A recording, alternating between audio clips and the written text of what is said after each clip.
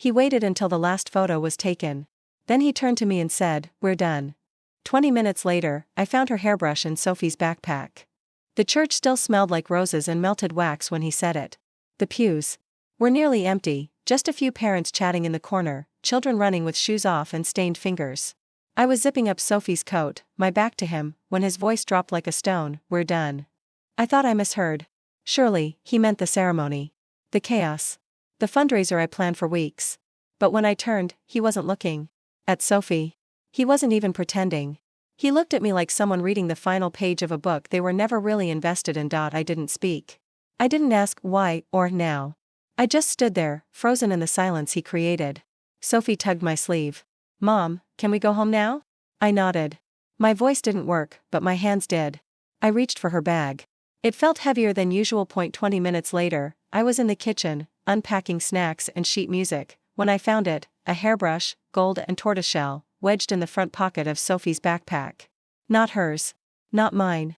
A perfume I hadn't worn since I was 25 clung to the bristles, and under it, a tube of lipstick. Bright coral. The same shade Alyssa wore last weekend during rehearsal pickup. I remember because it left a stain on Sophie's cheek when she hugged her goodbye. Sophie never wears lipstick. But someone did. In my daughter's bag. I stood still. The hum of the fridge was the only sound in the room. I placed the brush and lipstick on the counter like evidence at a crime scene. My hands were steady, but my lungs forgot how to expand. I wasn't angry. I was undone. Quietly, precisely. David wasn't home yet. Said he had to stay after the ceremony to help the sound guy. I texted him once. He didn't reply. I didn't follow up. Some truths come clearer when you let the silence speak. Sophie sat at the table drawing flowers with waxy crayons. "Alyssa gave me a cookie," she said brightly. "She said it was our secret." My throat tightened. I nodded. I've learned to listen in layers. That wasn't a treat. That was a leak. I made her dinner. Chicken and rice. Her favorite. She asked where Daddy was. I said, "He's with someone who needed him." She blinked, then kept eating. Children feel what we don't say. She didn't ask again. At 10:42 p.m., David texted, "I'll sleep at Mark's tonight. We'll talk tomorrow." I stared at the message like it was written in someone else's life. But the name on the screen was mine, and so was the silence it came wrapped in. I didn't respond. I turned off the phone. Locked the door. Checked the windows. Then I sat in the dark, holding that gold hairbrush. Not to cry. Not to break. To remember. Every strand it held wasn't just hers, it was mine. My story, reflected back at me in synthetic gold. I placed it back in Sophie's backpack, exactly where I found it. Tomorrow, I'd return it to Alyssa. But not with words. With eyes.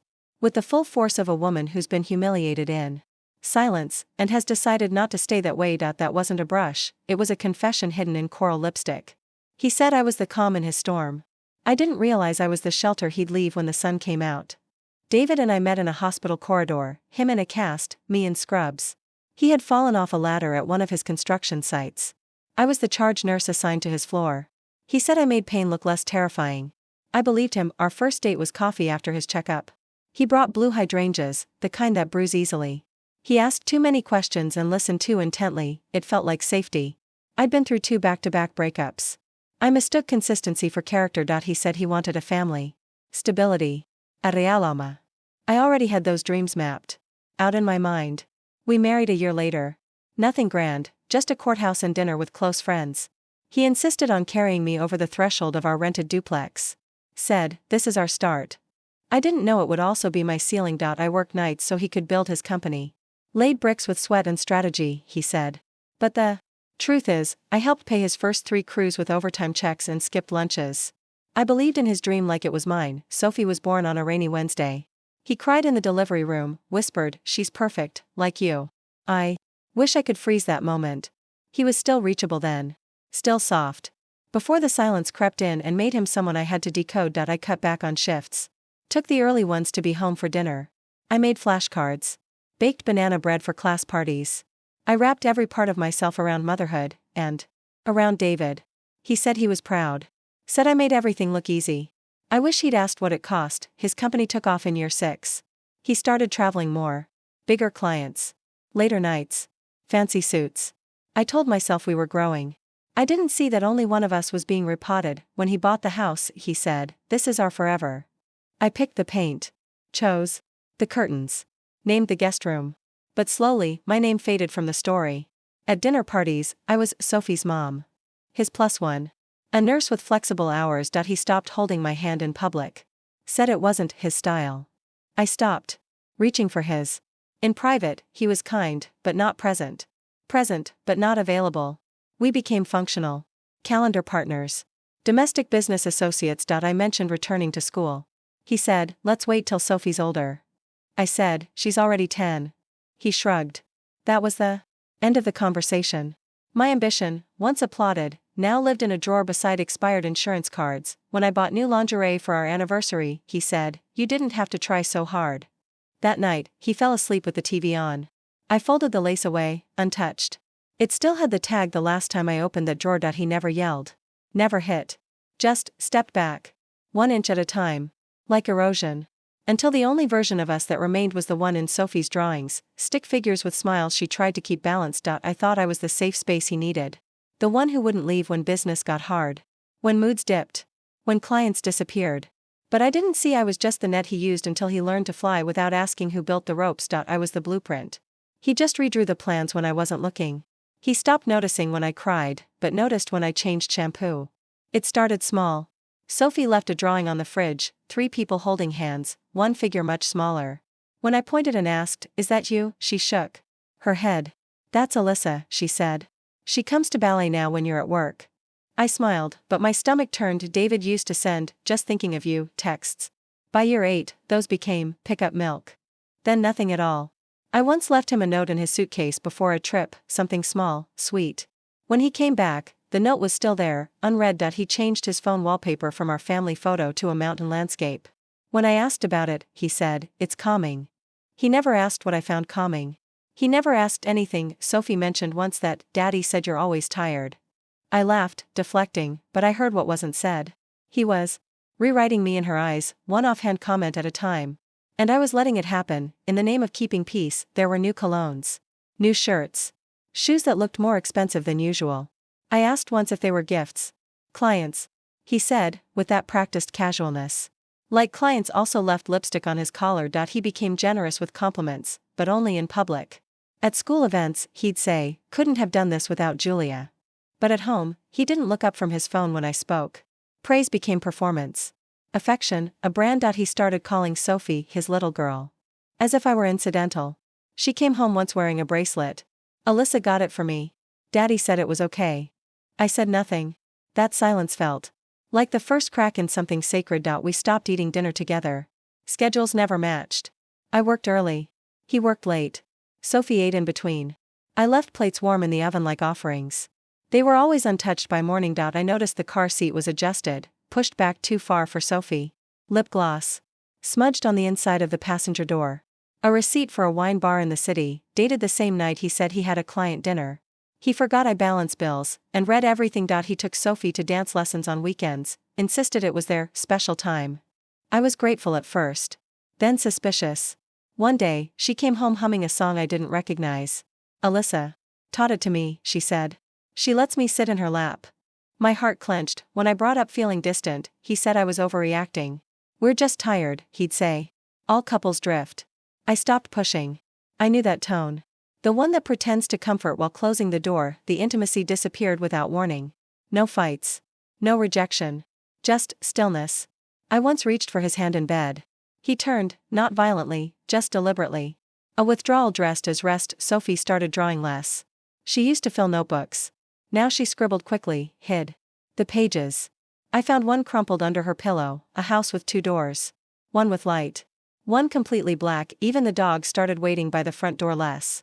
As if he too had stopped expecting the familiar sound of keys at 6 p.m. I realized then, the absence wasn't sudden. It had been rehearsing for months. He didn't disappear overnight. He just practiced until we stopped noticing.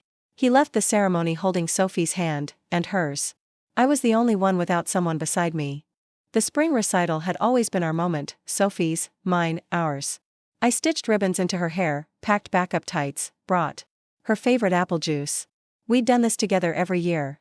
But this time, something felt off from the moment we arrived. David showed up late. Not with an apology, but with Alyssa. She wore a cream dress, casual and deliberate. She carried Sophie's dance bag like it belonged to her. David kissed Sophie's forehead and barely nodded in my direction. I stood by the entrance, clutching a bouquet she never saw. The recital went on. Sophie danced beautifully. Her little feet moved with a kind of joy that almost made me forget. Almost. But every time she looked into the crowd, her eyes flicked between me and them. Between her real home and the borrowed illusion they were trying to create. After the final bow, families poured out into the courtyard. Everyone gathering for photos, hugs, flowers. I saw Alyssa lean into David's shoulder as Sophie showed her a plastic medal. They laughed. She kissed Sophie's cheek, the one I'd powdered that morning. I walked toward them. Not fast. Not dramatic. Just present. David turned as I approached. His expression didn't shift. Didn't soften. He looked like someone prepared to deliver a statement. "We're done," he said. Just like that. In front of the balloons, the cupcakes, and our child. I didn't reply. Sophie looked at me with wide, confused eyes. I didn't cry. I bent down, fixed her shoelace, and said, "Go say goodbye to your friends." She ran off. I turned to David. He didn't flinch. I turned to Alyssa.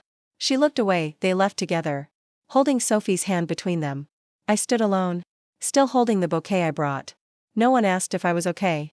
They assumed I was the one with strength. The one who would clean it all up. Again. I drove Sophie home in silence. She asked once, "Are you mad at Daddy?" I said, "No. I'm just sad." She looked out the window and said, "Alyssa said you'd be okay. That you're strong." That word again. Strong. Always the word used to excuse cruelty. Later that night, while unpacking her things, I found the brush and lipstick. My hands didn't shake. I laid them on the table, beside Sophie's plastic medal and crumpled program. I stared at them like relics from someone else's story. David didn't text. Didn't call. But I knew where he was. I knew who he was with. I knew what they were telling themselves, that it was over already, that the damage was mutual, that I'd moved on, too, but I hadn't. I was still inside the collapse. Still holding the pieces they'd stepped over. Still standing in the space they used to justify their new beginning. Only now, I wasn't standing for them. I didn't touch the brush again. I put it back in Sophie's bag. Tomorrow, she'd return to dance. Tomorrow, Alyssa would smile like nothing happened. And I would hand her the bag, not to confront, but to confirm, because sometimes, silence isn't surrender. It's a trap. Closing. That wasn't a recital, it was their rehearsal for life without me. I didn't tell him to leave. I just stopped setting a place for him at the table. The next morning, the house was too still. Not peaceful, paused. Like everything was holding its breath, waiting for a decision I hadn't yet set out. Loud. I stood in the kitchen, pouring Sophie's cereal, listening to the spoon clink against the bowl. The normal sounds felt foreign. David didn't come home. Not that night, not the next. No explanations. Just absence, thick and deliberate. I didn't call. I didn't ask. I washed his coffee mug and placed it in the back of the cabinet, behind the travel ones he never took with him. Sophie asked once, "Is Daddy on a trip?" I said, "He's away for now." Her eyes held more questions than her words. But she didn't push. Children learn when not to disturb the silence adults build. Around pain. I removed the wedding photo from the hallway. Not angrily, methodically. The nail stayed in the wall. I wanted the emptiness to speak louder than a replacement. Every guest who walked by would see what was missing. His office stayed untouched. Door closed. His scent fading. I passed it. Each day without looking in. Not because it hurt, because I didn't know it my gaze anymore. Let it collect dust with the promises he used to speak. The first Sunday without him, I set the table for two. Me and Sophie. No wine glass. No folded napkin at the end. She didn't ask. She sat beside me, her little hand brushing mine. We ate. Slowly, like every bite was part of the unraveling. He texted 2 days later. "We should probably figure out next steps." Cold. Clinical. No apology. No remorse. I replied with one sentence, "I already have." He didn't respond. At work, I started picking up more shifts. Not for distraction, for structure. I stopped checking my phone. Stopped carrying his name like a second spine. I was tired of bending. I made a list. Not of what I'd lost, but what I refused to carry forward. His passive silence. His selective memory. His rewritten version of our life. I burned it in the fireplace one quiet night while Sophie slept. People started asking where he was. I said, "We're adjusting." They nodded, relieved by the vagueness. No one wants the full truth.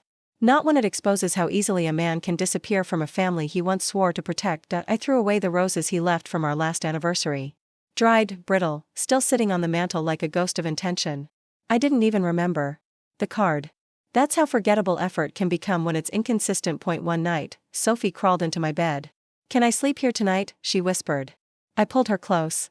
She pressed her cheek to my chest and said, "You feel like home."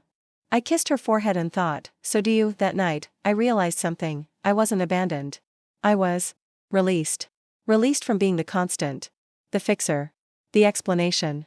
And in that space, something unspoken bloomed, not freedom, not yet, but clarity. I didn't close the door. I just stopped leaving it open for someone who never knocked. I checked Sophie's backpack again, and this time, I found the proof he never meant to leave quietly. It was a Tuesday when I finally opened the side pocket of Sophie's backpack, the one she never used. I was looking for her water bottle. Instead, I found a folded paper, crumpled at the corners, tucked behind a stray hair tie. A receipt. 2 airline tickets. Dated for the weekend of our anniversary. I stared at the names. One was his. The other was Alyssa's.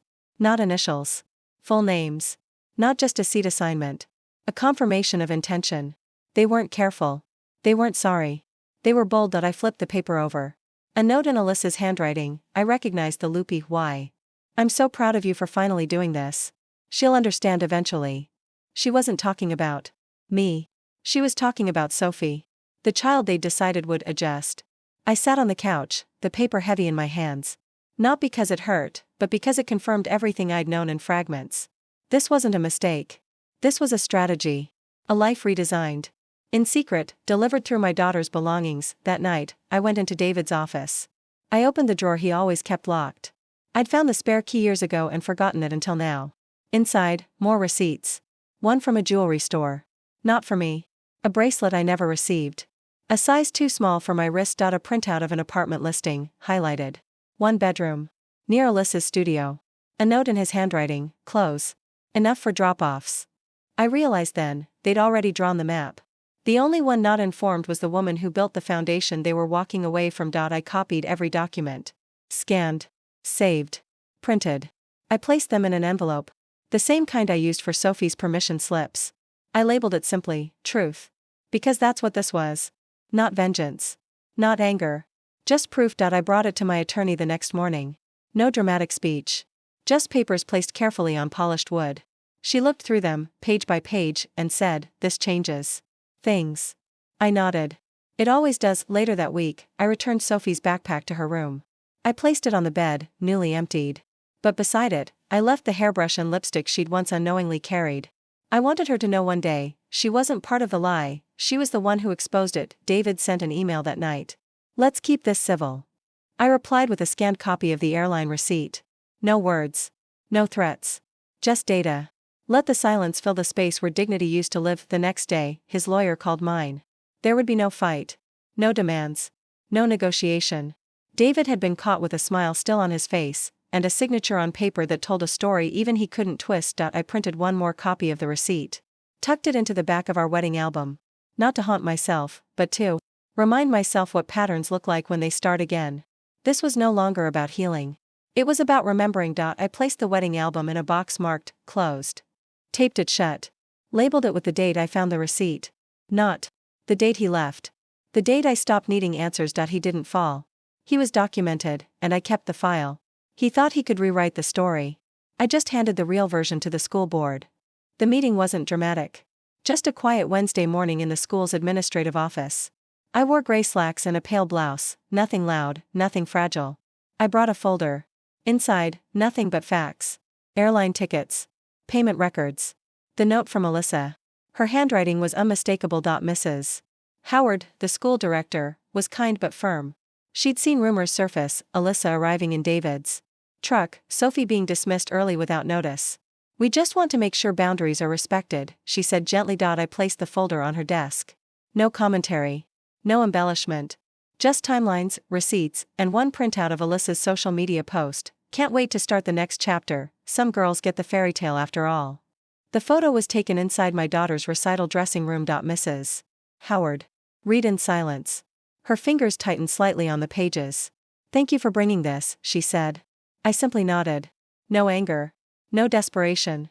Just silence, the kind that weighs more than words ever could. The next day, the email came, effective immediately. "Ms. Monroe has been placed on administrative leave pending review." I didn't smile. But I sat a little taller at work. The nurse beside me said, "You look different today." I said, "I am." David didn't call. Didn't write.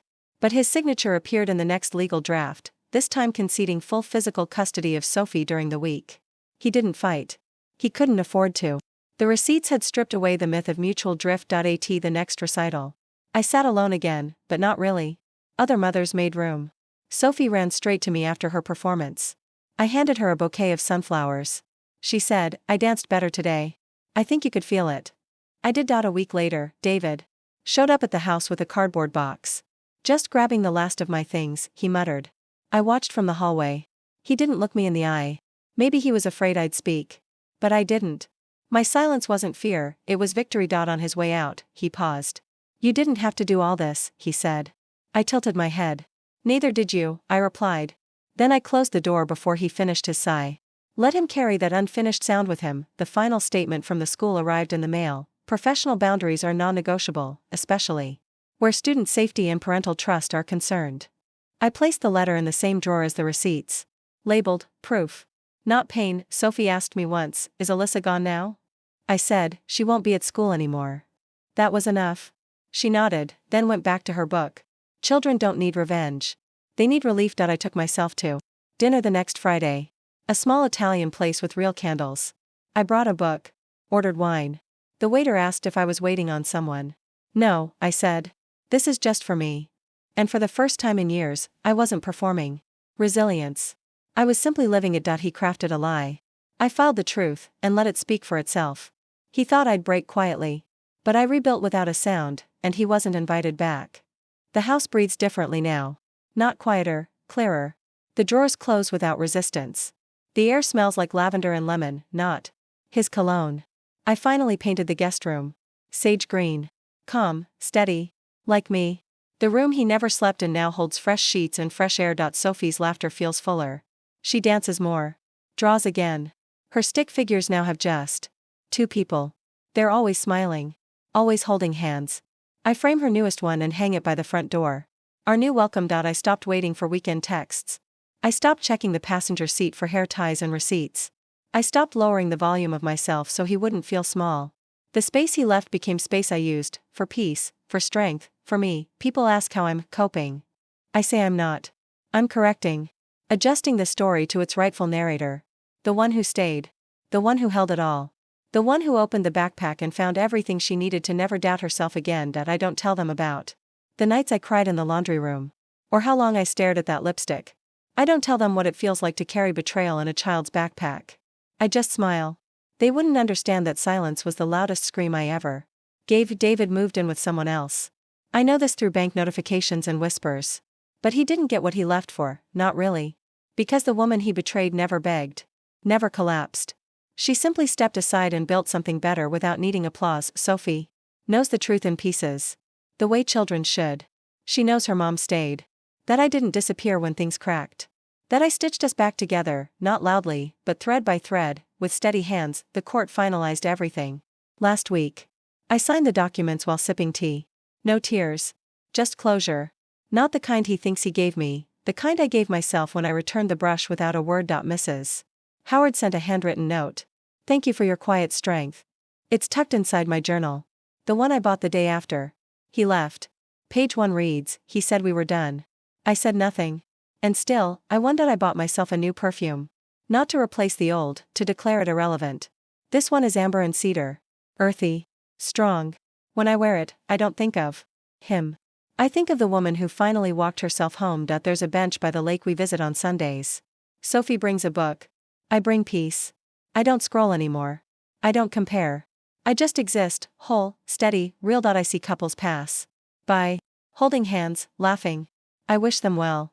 Not because I'm healed, but because I've chosen not to carry his wound as my ending. I wrote a new one. And now, when someone asks me what happened, I just say, "He said we were done." So I started. I didn't rebuild for him to see. I rebuilt so I'd never need him to.